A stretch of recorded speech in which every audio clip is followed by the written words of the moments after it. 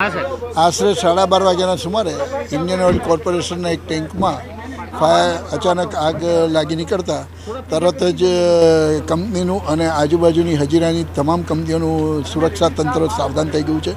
Collector કચેરી, commissioner કચેરી, traffic વ્યવસ્થા ખૂબ જ અનુકૂળ રીતે ચાલી રહી છે. આગ લાગવાનું કારણ હજી જાણવા મળેલ નથી, પરંતુ એક ટેન્કમાં આગ લાગતા એ ટેન્કની આગ બીજા ટેન્કમાં સ્પ્રેડ ન થાય તે માટે સતત ફાયર ફાઇટરોથી આજુબાજુનું વાતાવરણ ઠંડુ રાખી અને આગને કાબૂમાં લેવા પ્રયત્નો થઈ રહ્યા છે.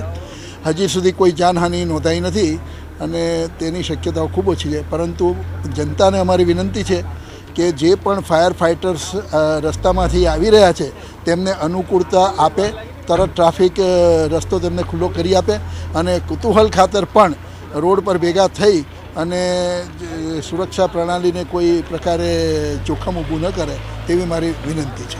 સુરક્ષા માટે બીજા આજુબાજુ કઈ રીતની વ્યવસ્થા? આજુબાજુનો લગભગ એરિયા અમે સહી સલામત રીતે ખાલી કરાવી દીધો છે, સેફ ડિસ્ટન્સ પર છે, કારણ કે આ જે ફાયર ફાઇટર ટેન્ક છે અને ક્યાં ફાટે તો એનાથી મોટી કેઝ્યુલિટી છે, એટલે દૂર દૂર સુધી અમે વિસ્તાર બધો ખાલી કરાવી દીધો છે. Okay, thank you. જી, ઓકે.